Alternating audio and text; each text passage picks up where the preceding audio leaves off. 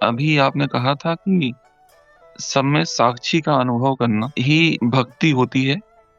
तो भगवान, इसके आगे भी कोई स्टेज होती है? क्योंकि सब अपने आप में होना, अब जानने वाले में होना और सब जगह जानने वाले का ही दर्शन करना, उसके बाद भी कोई स्टेज होती है इसके बाद? ऐसा है, जब आप इस यात्रा पे हो तो इसमें 7 अवस्थाएं होती हैं। एक समय इसमें मैं बताऊंगा आपको। आखिरी अवस्था जो होती है वो अवस्था ऐसी होती है जब आपको सब जगह अद्वैत ही नजर आता है। मतलब ये शब्दों में नहीं बताया जा सकता। आपको आभास होता है कि सब कुछ एक ही है। जो मेरे भीतर आत्मा है, दूसरे के भीतर भी वही आत्मा है। शरीर जो है ये उसकी आकृति मात्र है।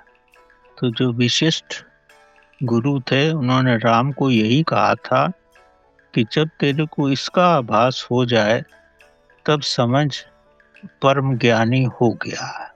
तो जब आपको इसका आभास होगा, पल भर के लिए भी हो जाए और एक बार होगा तो कई बार होता ही रहेगा आपको, तो आपको ये लगेगा कि इस ब्रह्मांड में सब कुछ एक ही है।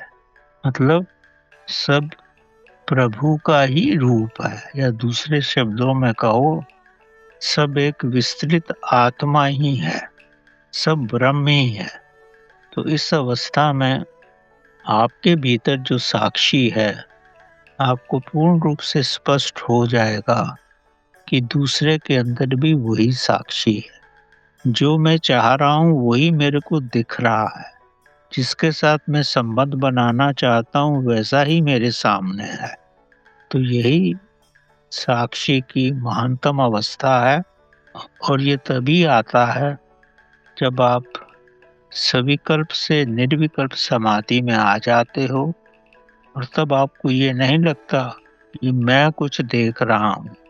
आपको ये लगेगा कि मैं ही हूँ, सब कुछ वही है, मैं नहीं हूँ। आप डूब ही जाओगे, जैसे नदी समुंदर में डूबकर, नदी तो नहीं रहती, समुंदर ही होता है। तो आपकी भी वही अवस्था हो जाएगी।